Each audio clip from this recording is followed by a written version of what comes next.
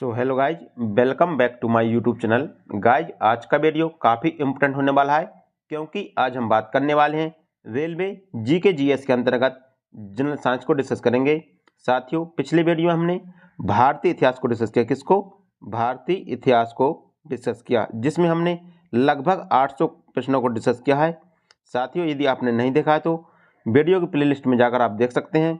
साथियों, general science एक ऐसा टॉपिक है जो आपकी कोई भी परीक्षा हो, जैसे कि रेलवे परीक्षा हो, SSC GD, UP police, bank या कोई भी परीक्षा हो, उसमें कम से कम 10 से 15 क्वेश्चन जनरल साइंस के पूछे जाते हैं। तो इसमें हम एक एक करके सभी प्रश्नों को डिस्कस करेंगे। चलिए, तो हम स्टार्ट करते हैं। साथियों, यह हमारा पहला वीडियो है और यह हमारी पहली क्लास है। हम आगे भी इसी प्रकार की क्लास लाते रहेंगे और इसमें हमने सभी मोस्ट इंपोर्टेंट क्वेश्चन लिए हैं। चलिए, तो हम स्टार्ट करते हैं। हमारा पहला क्वेश्चन है। साथियों, हमारा पहला क्वेश्चन कहता है कि गोबर छत्ता किसके अंतर्गत आता है। साथियों, इसमें पूछा गया कि जो गोबर छत्ता है वो किसके अंतर्गत आता है। तो गोबर छत्ता मृत जीवी के अंतर्गत आता है। किसके अंतर्गत? मृत जीवी के अंतर्गत गोबर छत्ता को रखा गया है। साथियों, गोबर छत्ता को आमतौर पर मशरूम कहते हैं। क्या कहते हैं? मशरूम को हम गोबर छत्ता कहते हैं।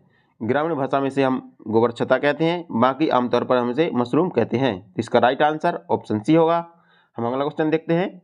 हमारा अगला क्वेश्चन है, वायुमंडल में सामान्यतः CO2 पाया जाता है।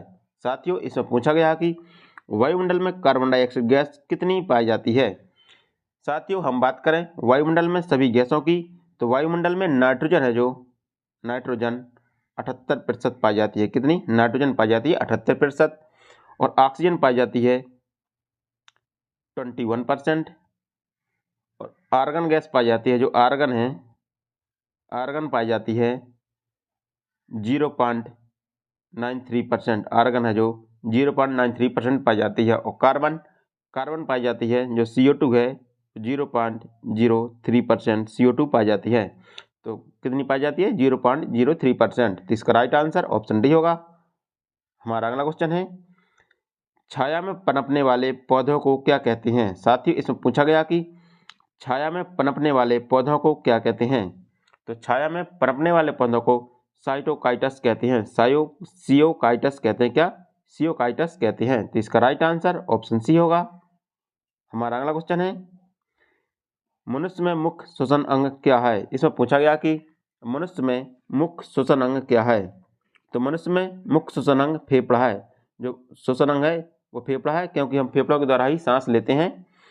तो फेफड़े का आकार कैसा होता है? फेफड़े का आकार शंक्वाकार होता है। कैसा होता है? फेफड़े का आकार शंक्वाकार होता है। तो इसका राइट आंसर ऑप्शन ए होगा। हमारा अगला क्वेश्चन है, निम्न में कौन सी बीमारी श्वसन तंत्र से संबंधित है। साथ ही इसमें पूछा गया कि कौन सी बीमारी है जो श्वसन तंत्र से संबंधित है।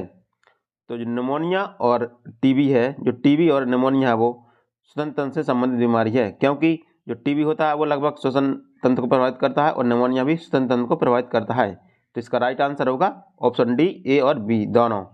जो श्वसन तंत्र से संबंधित है वो निमोनिया और टीबी है। तो इसका राइट आंसर ऑप्शन डी होगा। हमारा अगला क्वेश्चन है, उच्च रक्तचाप की अवस्था को क्या कहते हैं। साथियों, इसमें पूछा गया कि उच्च रक्तचाप की अवस्था को क्या कहते हैं। तो उच्च रक्तचाप की अवस्था को हाइपरटेंशन कहते हैं। क्या कहते हैं? हाइपरटेंशन उच्च रक्तचाप की अवस्था को कहते हैं। तो इसका राइट आंसर ऑप्शन सी होगा।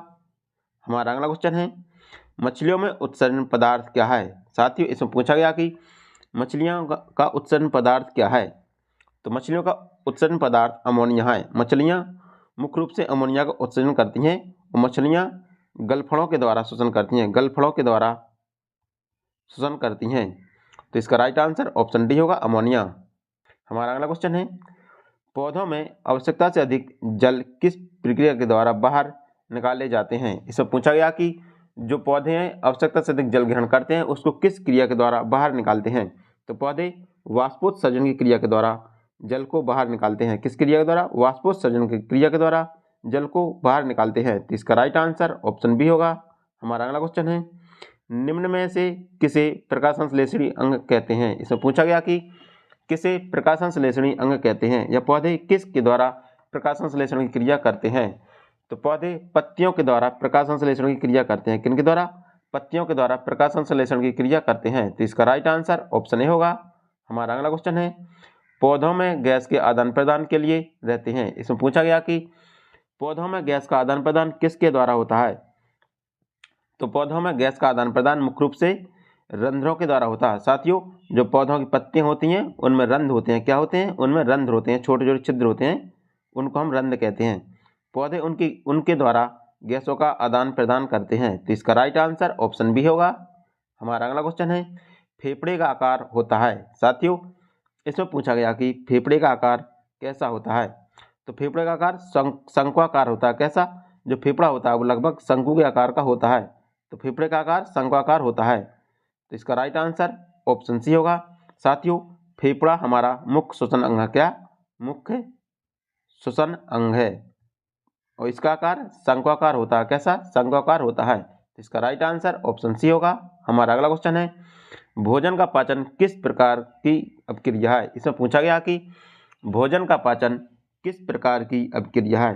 तो भोजन का पाचन मुख्यतः उपचयन अभिक्रिया कैसी है? उपचयन अभिक्रिया है। तो इसका राइट आंसर ऑप्शन ए होगा। हमारा अगला क्वेश्चन है हार्मोन शब्द का नामकरण किसने किया था। इसमें पूछा गया कि हार्मोन शब्द का नामकरण किसके द्वारा किया गया था।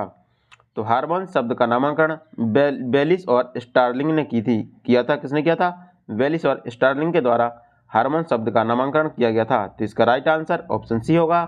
हमारा अगला क्वेश्चन है पृथक्करण का नियम किसने दिया था। साथियों, इसमें पूछा गया कि पृथक्करण का नियम किसके द्वारा दिया गया था।